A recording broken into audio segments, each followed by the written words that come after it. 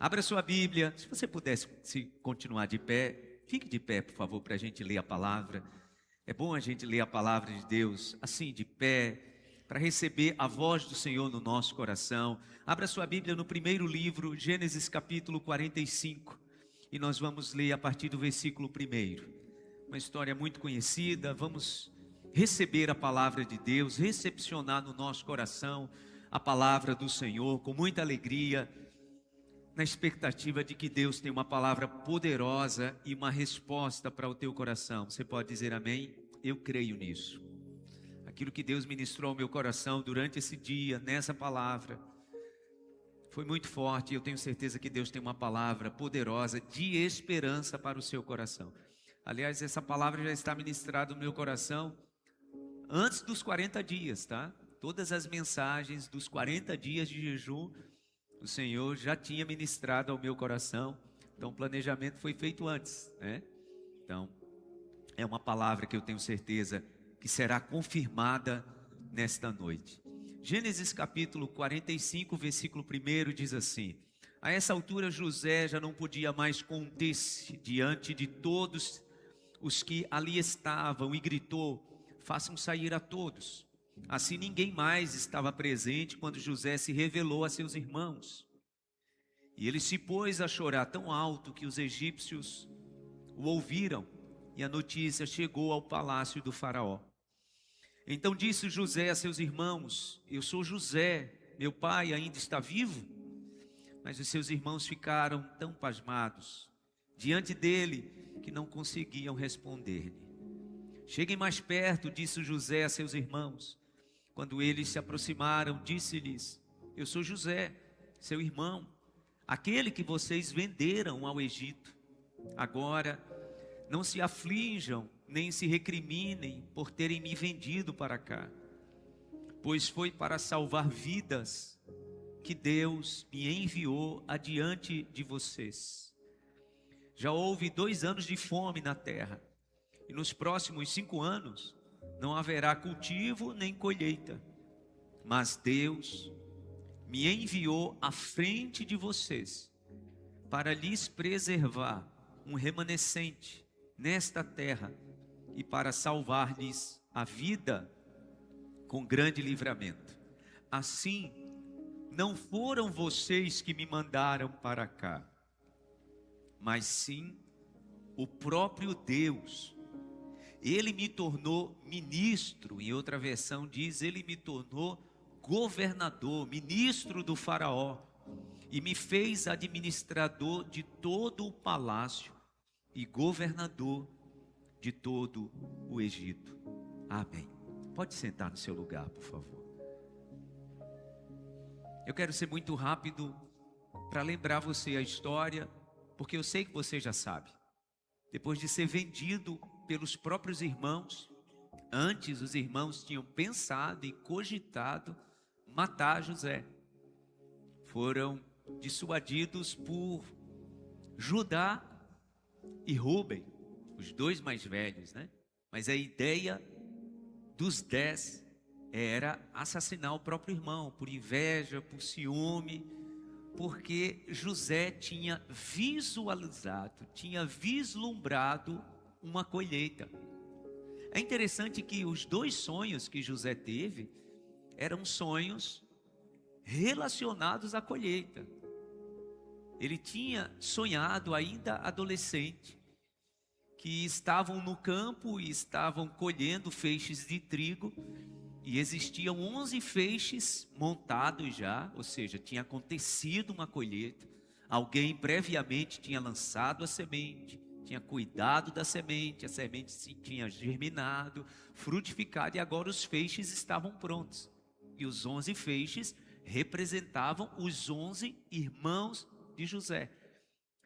E o sonho de José é que o feixe dele, que também já estava montado, ou seja, já tinha acontecido a colheita, o feixe dele estava posicionado no lugar e os 11 feixes se curvavam perante o feixe de trigo de uma colheita de José. E isso causou enorme revolta entre os irmãos, e daí passou toda a perseguição, acompanhado do ciúme que eles tinham, porque o pai era mais chegado a José do que a eles.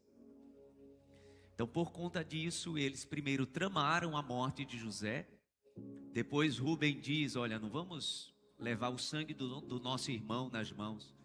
Judá então tem a ideia de vendê-lo a mercadores de escravos.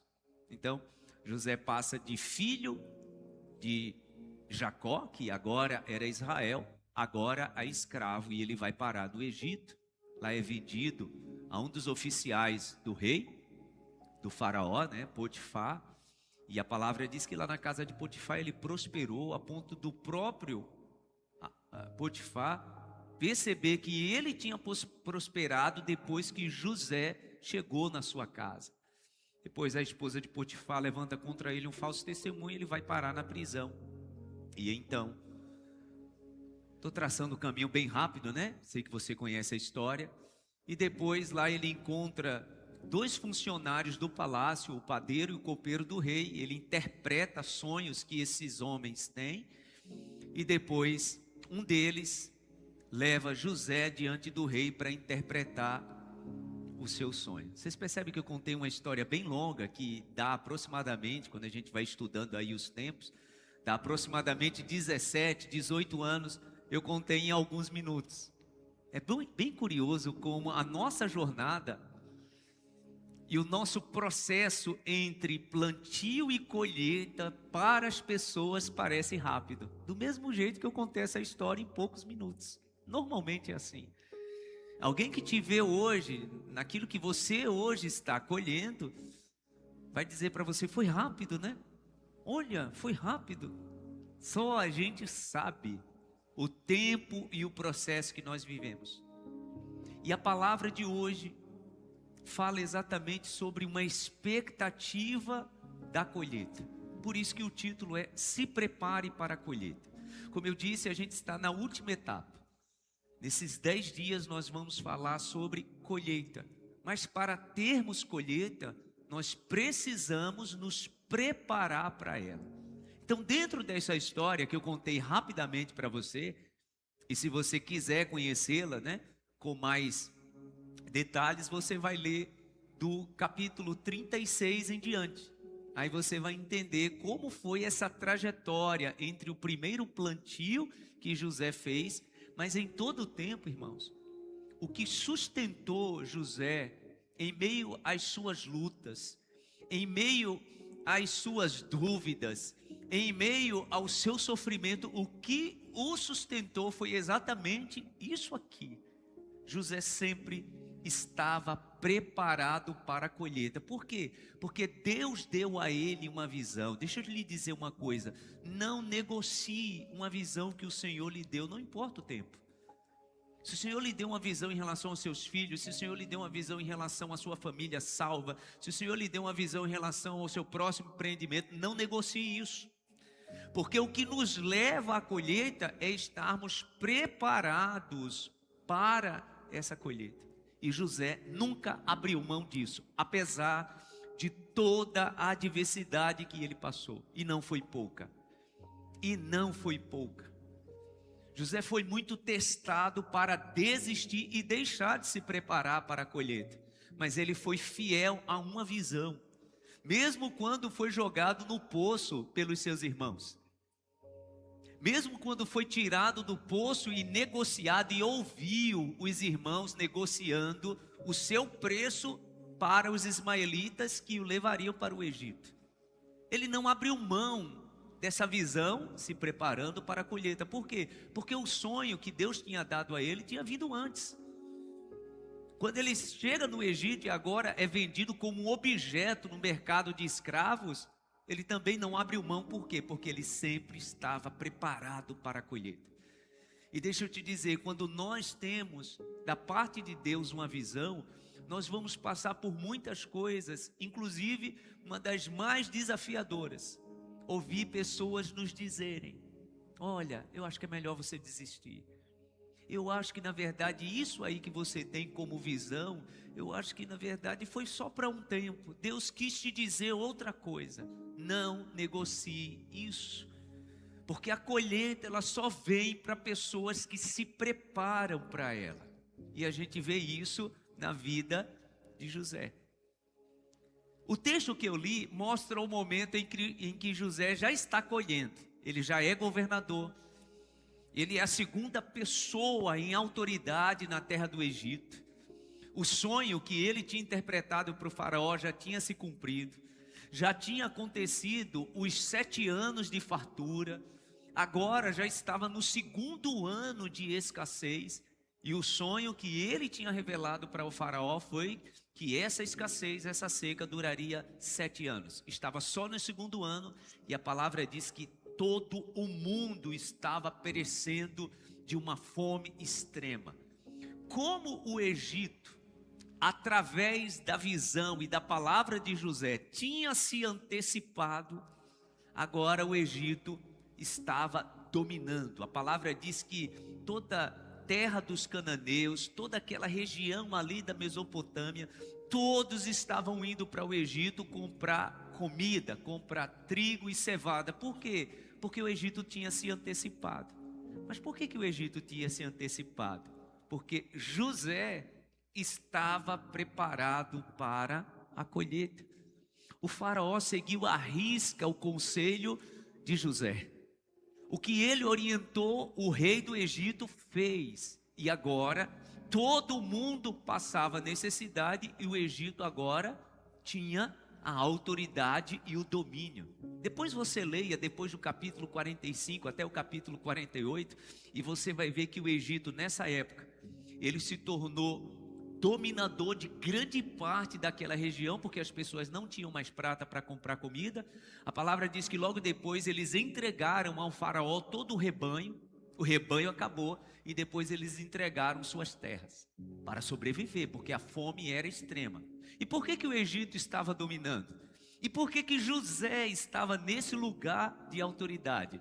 Porque ele se preparou para a colheita. Você já ouviu essa frase? Nossos pais, pelo menos minha mãe costumava dizer quando dizia para a gente acordar cedo, né? Uma frase do senso comum que diz assim: quem chega mais cedo bebe água limpa. Já viu essa frase? Quem chega mais cedo bebe água limpa. Essa é uma frase daquele tempo onde as pessoas dependiam demais da água do rio, né? Do riacho.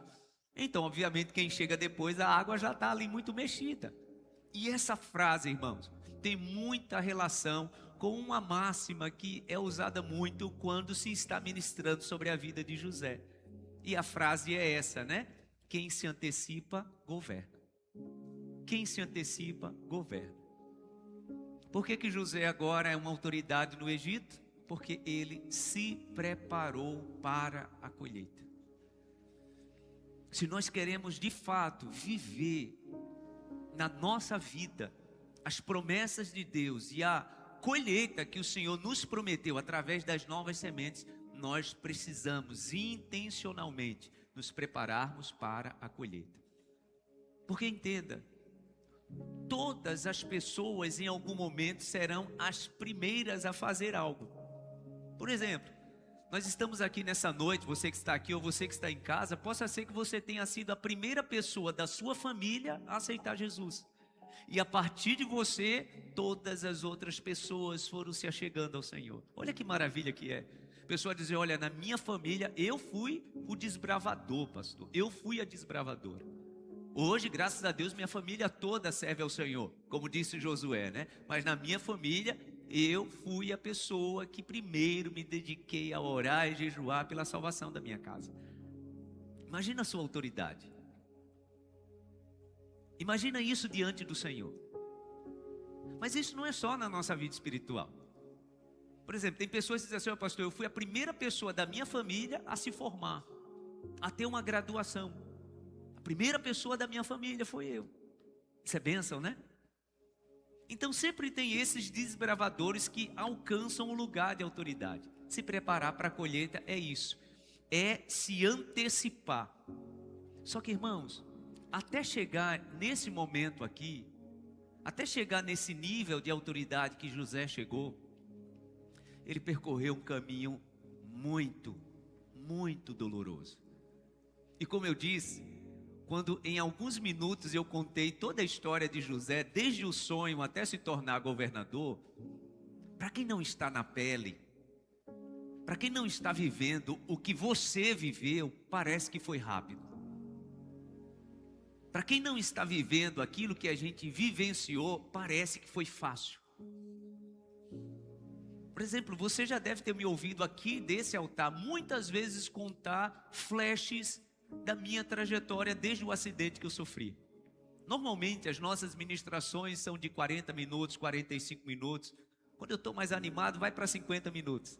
E dentro dessa ministração, enquanto eu estou ministrando um assunto central, eu trago para você um relance de um pouco da minha história. E é muito rápido.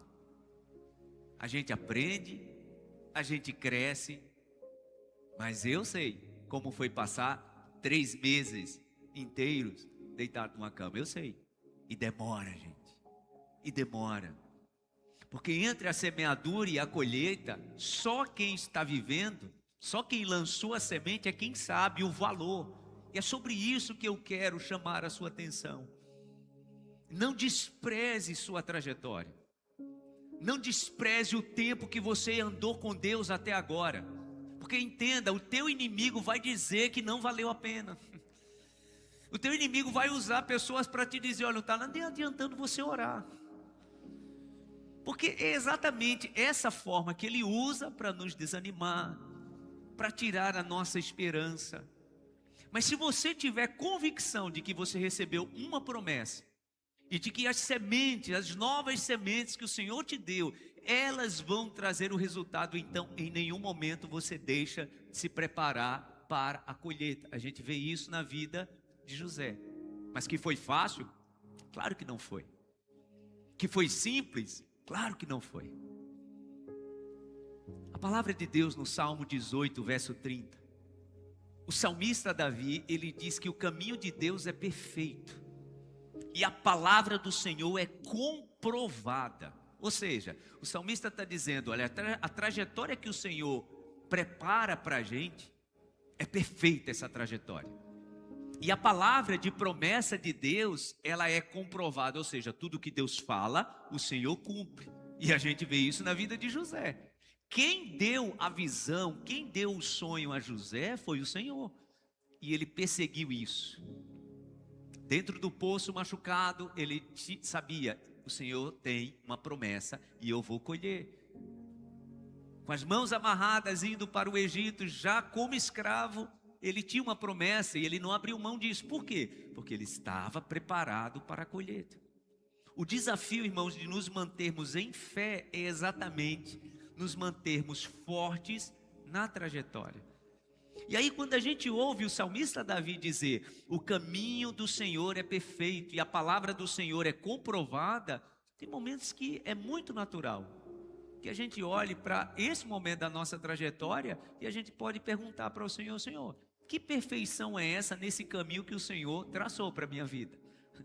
Que perfeição é essa nesse caminho que o Senhor traçou para a minha família? Porque eu não estou vendo nada de perfeito. Eu não estou vendo nada de perfeição nisso. Eu quero chamar a sua atenção para a gente ler esse salmo. Abra sua Bíblia, por favor, no Salmo 18, verso 30. E ele diz exatamente assim: este é o Deus cujo caminho é perfeito. Salmo 18, verso 30. Este é o Deus cujo caminho é perfeito. A palavra do Senhor é comprovadamente genuína. Ou seja, o que ele fala, ele cumpre. Ele é um escudo para todos os que nele se refugiam. Você pode dizer amém? Diga para a pessoa do seu lado, o Senhor é um escudo na sua vida. O Senhor é um escudo para a sua família. Você sabe o que é escudo, né? É aquilo que protege de ataques. O Senhor é um escudo para você. Quando a gente olha, irmãos, para a trajetória de José, e quando a gente olha para a trajetória de Davi, e tudo que eles viveram, imagina você tem alguém da sua própria família tramando o mal contra você. Tem alguma coisa de perfeito nisso? Não. Imagina você ter o seu irmão mais velho desacreditando do seu futuro. Foi assim que aconteceu com Davi. Como é que esse homem diz que o caminho de Deus é perfeito? Depois esse homem, ele tem o seu próprio líder, o seu próprio rei, desdenhando da sua experiência e dizendo para ele: meu filho, você é só um menino. O homem que você vai enfrentar é um homem de guerra, desiste. Como que esse menino, que agora é um homem, pode dizer que o caminho de Deus é perfeito? E aí vocês sabem o que aconteceu depois, né? Deixa eu usar essa expressão porque eu acho que é a que mais combina com o que Davi viveu depois que derrotou Golias, né? A vida desse homem vira um verdadeiro inferno.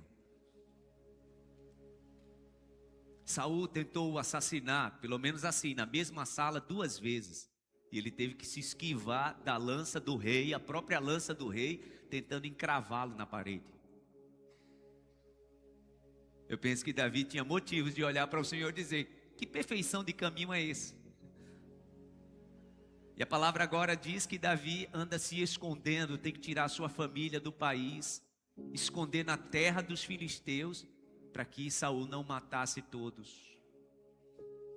Nesse tempo Davi teve que se fingir de doido. A palavra diz que diante do rei dos filisteus, no primeiro momento, quando ele tentou negociar um asilo, reconheceram ele como o homem que tinha matado Golias, e ele percebe que estava correndo risco, e ele se finge de doido mesmo. A palavra diz que ele se entorta todo, começa a babar pelo canto da boca, começa a dizer coisas desconexas, e o próprio rei diz assim: foi esse aí que matou o nosso herói Golias? É um doido, tira ele daqui.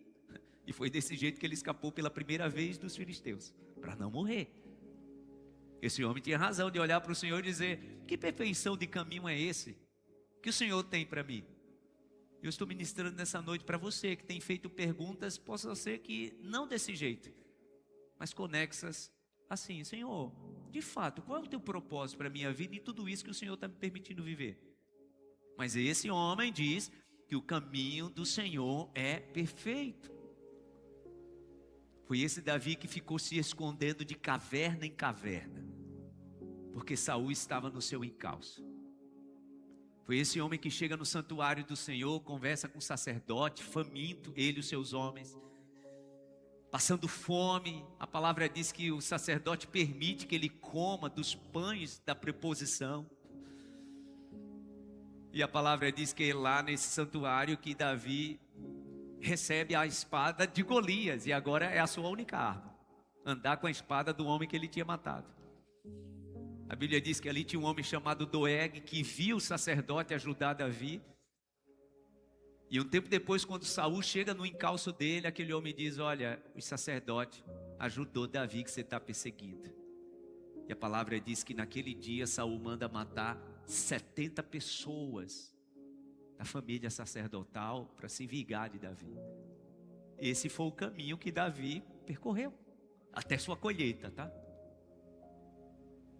Mas por que ele não desistiu? E aqui no Salmo 18, verso 30, ele diz que o caminho de Deus é perfeito. Porque assim como José, Davi, ele tinha uma expectativa de colheita. Irmãos, quando nós perdemos essa esperança, quando nós perdemos a esperança e a visão que o Senhor nos deu, deixa eu te dizer, está tudo acabado. E o Senhor está te chamando a atenção porque você não pode desviar o seu olhar. De fato, irmão, só tem colheita quem não perde a visão, mesmo desafiado como Davi e José foram. Eu acho que eu, no meu tempo de ministério da palavra, são os 2 personagens que eu mais ministro, porque eu sou fascinado como eles se mantiveram fiéis a uma visão. Davi foi traído demais ao longo do seu caminho. Tem salmo que ele diz que os seus próprios amigos entregaram ele para Saul e ele teve que fugir. Mas ele diz aqui no Salmo 18 que o caminho do Senhor é perfeito. Agora deixa eu te chamar uma curiosidade. Quando ele diz, olha, esse é o Deus cujo caminho é perfeito, a palavra no original aí, perfeito, eu sempre tenho explicado isso, né? Não é a palavra perfeição como nós conhecemos. A palavra no original hebraico tem aquele mesmo sentido quando Jesus diz assim: sede vocês, pois, perfeitos, como é perfeito o Pai Celestial. No Novo Testamento, a palavra está em grego e é a palavra teleios. E eu já expliquei o significado dessa palavra. Sabe o que é lindo? É que no Antigo Testamento, no hebraico, a palavra tem o mesmo sentido. E no hebraico, a palavra é a palavra tamim, ou tamiim. T-A-M-I-Y-M. Ou tamim ou tamiim. Tem o mesmo significado da palavra que Jesus disse no grego. Perfeito aí não é a ausência de imperfeição, né? Perfeito aí não é aquilo que não falha, mas perfeito aí Jesus, tanto Jesus quanto Davi está falando de algo que é completo. É algo que é inteiro. É algo que é integral e pleno. Ou seja, quando Davi está dizendo que o caminho do Senhor é perfeito, ele está dizendo, olha, o Senhor já traçou do começo ao fim a sua trajetória. E ela não está incompleta. Ela não está para ser acrescentada. O caminho do Senhor é perfeito porque Ele já sabe exatamente onde você vai chegar. Só que entenda, você só vai chegar se você tomar uma decisão. Dentro do meio cristão evangélico, né? Começa a se discutir com esse assunto que eu estou trazendo sobre a questão da predestinação. Eu não acredito em predestinação, tá? Mas eu acredito sim num caminho de Deus que é perfeito, onde Deus, Ele estabelece o início da nossa trajetória e Ele estabelece o lugar onde a gente vai chegar. Só que chegar neste lugar depende das nossas escolhas. Eu sempre conto isso, né? Quando eu vim aos 15 anos de São Paulo para cá, e meu pai comprou a passagem para eu sair de São Paulo e vir para cá, sozinho, 15 anos. Mas eu tinha a opção de ficar pelo meio do caminho. Mas como eu sabia que o plano, como eu sabia que o projeto, como eu sabia que aquilo que o meu pai tinha objetivado para a minha vida era perfeito, eu saí de São Paulo e cheguei aqui. Você está entendendo? Então o caminho do Senhor é perfeito, Ele é pleno, é completo. Deixa eu te dizer, o que Deus pensou para a tua vida, Ele começou e já está acabado. Só que você precisa pensar com a mente do Senhor. Pensar como o propósito do Senhor. Não se desviando nem para a direita, nem para a esquerda. Porque quem está preparado para a colheita, irmãos, vai sofrer reveses, desafios, dúvidas, desesperança, tristeza, sofrimento, traição. Você vai sofrer um monte de coisa. Mas se você compreender que o caminho de Deus é perfeito, como Davi compreendeu, aí você vai até o final, até o momento da colheita. Você pode dizer amém? Deus não deixa nada pela metade. Diga para a pessoa do seu lado, Deus não deixa nada pela metade. Diga assim, ó, Deus não deixa nada por concluir. É tão maravilhoso quando nós sabemos o que Deus planejou para a nossa vida. Então, quando somos jogados dentro do poço, nós olhamos para a colheita. Quando vemos pessoas que amamos tramando contra a nossa vida, nós olhamos para a colheita. Quando vemos que pessoas que deveriam acreditar em nós, desacreditando do nosso sonho, do nosso projeto, nós olhamos para a colheita. É isso que a gente vê na vida de Davi, é isso que a gente vê na vida de José. Por quê? Porque eles tinham uma convicção, o plano de Deus para mim é perfeito. Você pode dizer isso aí no seu coração? Porque isso vai confirmar e vai afastar toda palavra contrária que o maligno tem tentado sussurrar na tua mente nos últimos dias. Porque o maligno, irmãos, ele vai tentando sussurrar na nossa mente exatamente para nos afastar dessa visão. Para a gente parar, para a gente desistir. Então diga aí no seu coração, o plano de Deus para a minha vida é perfeito. E eu vou confiar nisso. Diga aí no seu lugar, o caminho de Deus para mim é perfeito.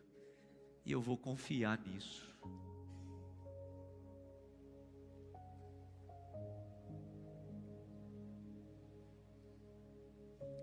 Quando os médicos disseram para minha família que a chance de eu continuar vivo era muito remota, eu não fiquei sabendo disso. Mas é óbvio, quando você está vivendo uma situação assim, desafio de saúde, você sente, seu corpo sente. Inclusive eu só fui saber, depois que eu saí do hospital, 3 meses depois, que o plano era amputar os meus braços e minhas pernas. Mas lá, mesmo sem saber, eu senti, eu sabia que o desafio era muito grande. Mas eu tinha uma promessa. E a promessa que Deus tinha para a minha vida era exatamente estar vivendo hoje o que eu estou vivendo. Se nessa noite eu estou te abençoando, é porque eu estou vivendo um tempo de colheita. E se nessa noite você está aqui, é porque Deus está preparando para você uma grande colheita. Você pode dizer amém? Você pode aplaudir ao Senhor por isso? Aliás, tem gente que nem deveria estar aqui. Tem gente que está aqui e você sabe o que você já viveu. Inclusive você sabe os desafios para continuar vivo, continuar viva, que você já viveu. Mas sabe por que você está aqui? Porque o caminho do Senhor é perfeito. E a palavra do Senhor é comprovada. Você pode dizer amém? Davi chegou ao trono.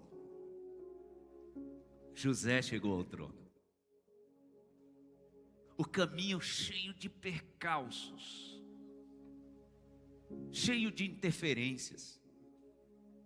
Gente que deveria acreditar neles, que não acreditava.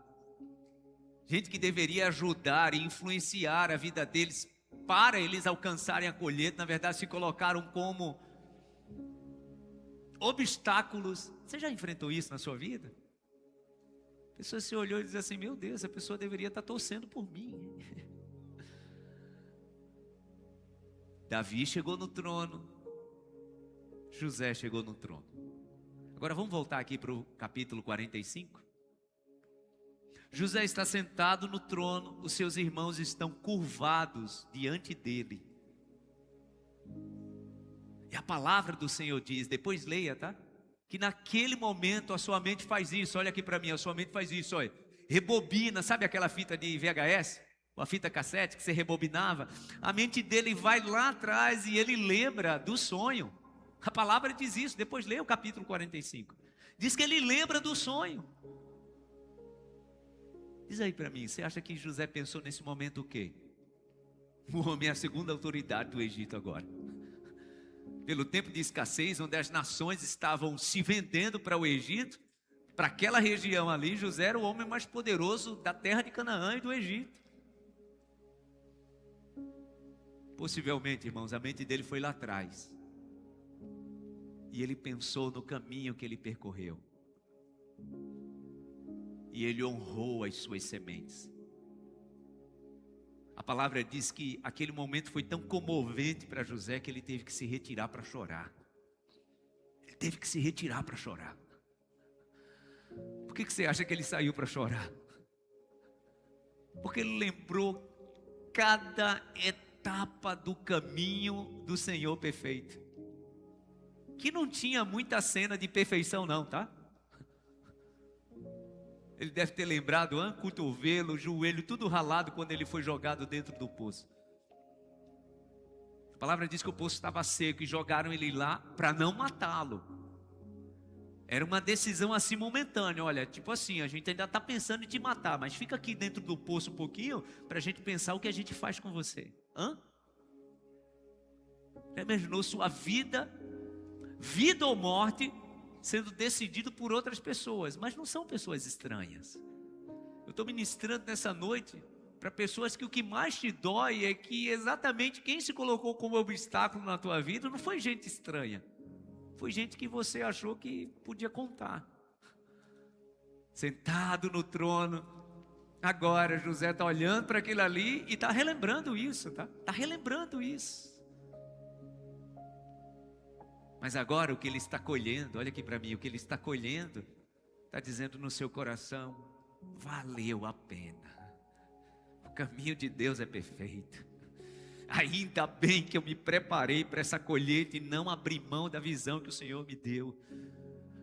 O maior desafio, irmãos, daqueles que vencem é exatamente não abrir mão daquilo que o Senhor prometeu. É o que diz a palavra de Deus em Hebreus, capítulo 9, capítulo 10, a partir do versículo 35, né? Não abram mão da confiança que vocês têm, pois ela será plenamente recompensada. Vocês não podem retroceder, porque o meu justo viverá pela fé, e se ele retroceder, eu não me alegrarei nele. Olha o que o Senhor diz. Retrocedeu. Parou de ter a visão de colheita por causa dos percalços e dos obstáculos. A palavra do Senhor diz que Deus não se agrada. Ou seja, se eu traduzir, a palavra de Deus está dizendo que quem em algum momento deixa de se preparar para a colheita, Deus não se agrada. Vamos renovar a nossa fé nessa noite. Vamos renovar a nossa esperança nessa noite. O Senhor não está prometendo que não haverão obstáculos e percalços. O Senhor só está dizendo que o que Ele planejou para a tua vida é perfeito. Você crê nisso? Está completo. Confie nisso.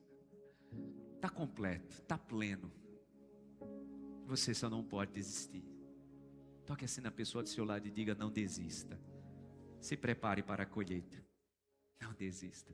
Por que José agora está governando? Sabe por quê? Porque ele se antecipou. Ele diz isso para os seus irmãos. Ele diz assim para os seus irmãos: ei, vocês acham que foram vocês que me enviaram para cá quando vocês me venderam como escravo? Não, não foi vocês. Porque o caminho para a minha vida não é o caminho que vocês traçam. Não é o caminho que vocês preparam. O caminho para a minha vida é o caminho que Deus preparou. Você entende isso aqui? Ele está dizendo para os irmãos que estão ali prostrados, está dizendo: olha, não foram vocês que me enviaram para cá, foi Deus.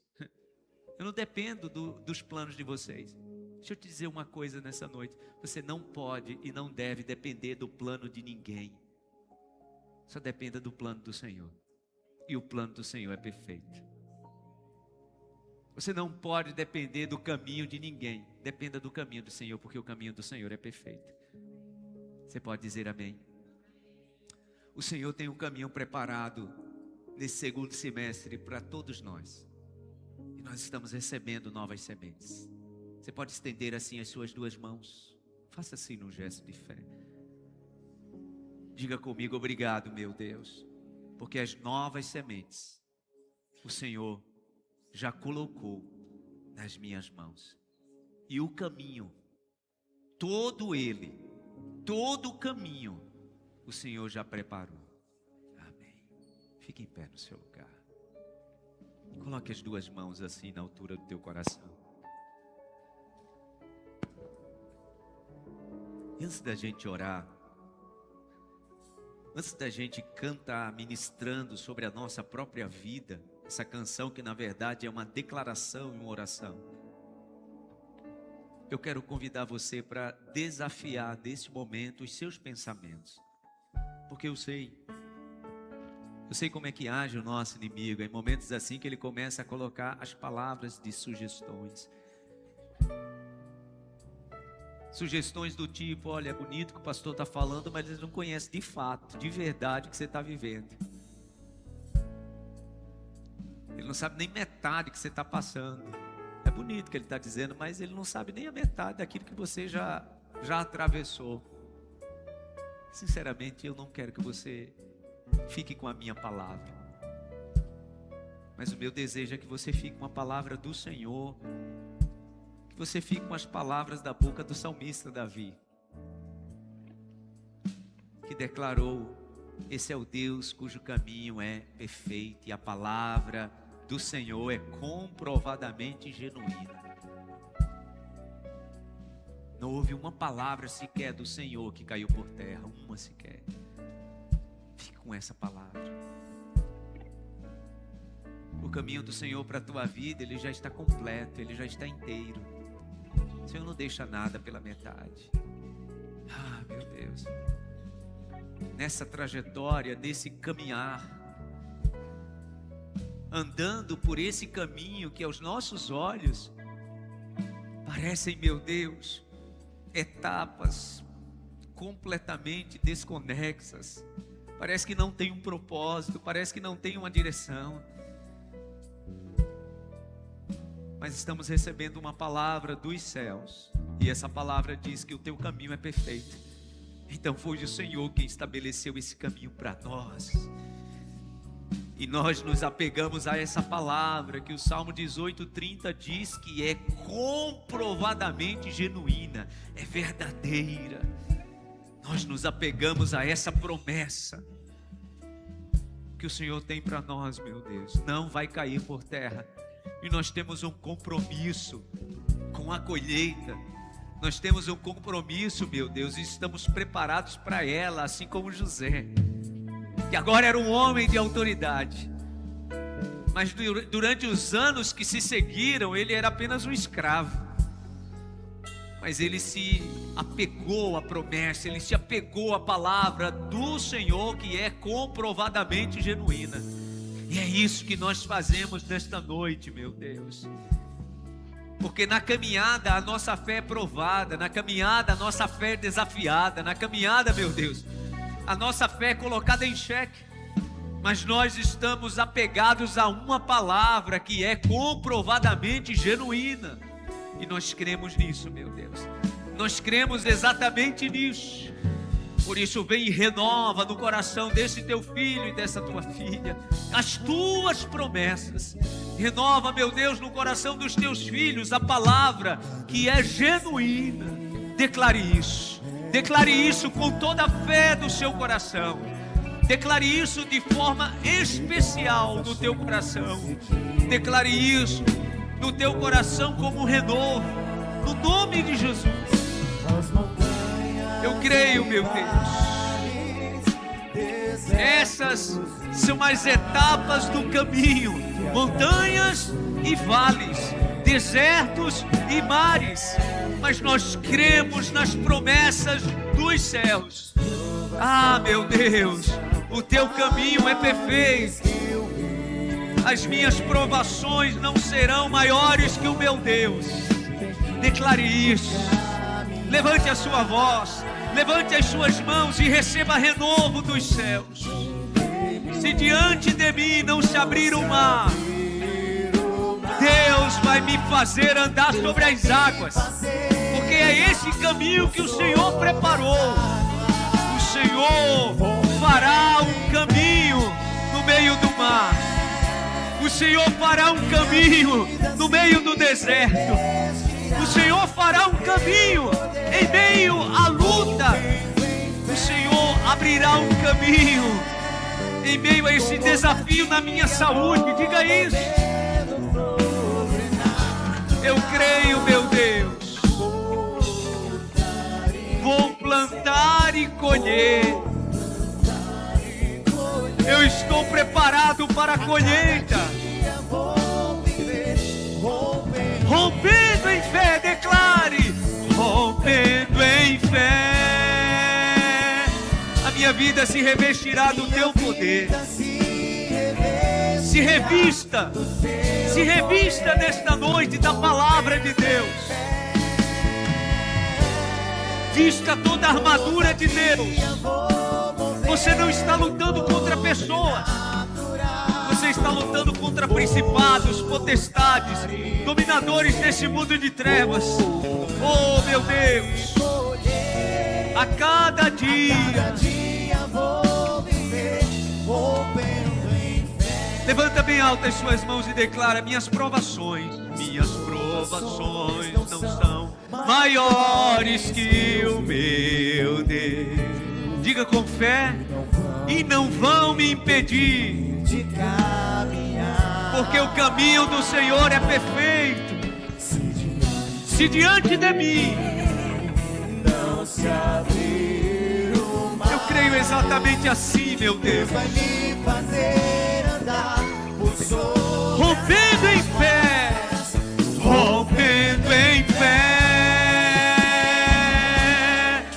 Minha vida se revestirá do seu poder. Você que está em casa agora, levante as suas mãos e declare isso. Eu vou lutar e vencer. Eu vou plantar e já vou esperar a colheita. Ah, meu Deus. Oh, meu Deus. Pela última vez declare: rompendo em fé. Minha vida se revestirá. Minha vida se revestirá do seu poder. Com ousadia vou mover. Eu creio exatamente assim, meu Deus. Vou lutar e vencer, vou plantar e colher. A cada dia vou viver, rompendo em fé. A cada dia vou viver. A cada dia vou viver, rompendo em fé. A cada dia vou viver rompendo em fé. A cada dia vou viver, rompendo em fé. Aplauda bem forte ao Senhor. Oh, bendito é o nome do Senhor. Aleluia. Glória a Deus. Coloque assim a tua mão direita na altura do coração e diz: eu creio, meu Deus, que o teu caminho é perfeito, é completo, é pleno, está acabado. O teu caminho para mim já está concluído. E eu vou permanecer crendo no teu propósito para a minha vida. No nome de Jesus. Eu quero declarar, meu Deus, antes de irmos para casa, que caia por terra agora toda palavra sugestiva do maligno na mente, no coração. Palavras que vêm como um sussurro no ouvido, meu Deus. Palavras que vêm para desmotivar, para entristecer. Ah, meu Deus, eu repreendo no nome de Jesus. Nós temos recebido nesta noite uma palavra, e essa palavra está firmada no nosso coração. O caminho do Senhor é perfeito, está concluído, está acabado, meu Deus, está completo, e nós nos manteremos fiéis a essa promessa.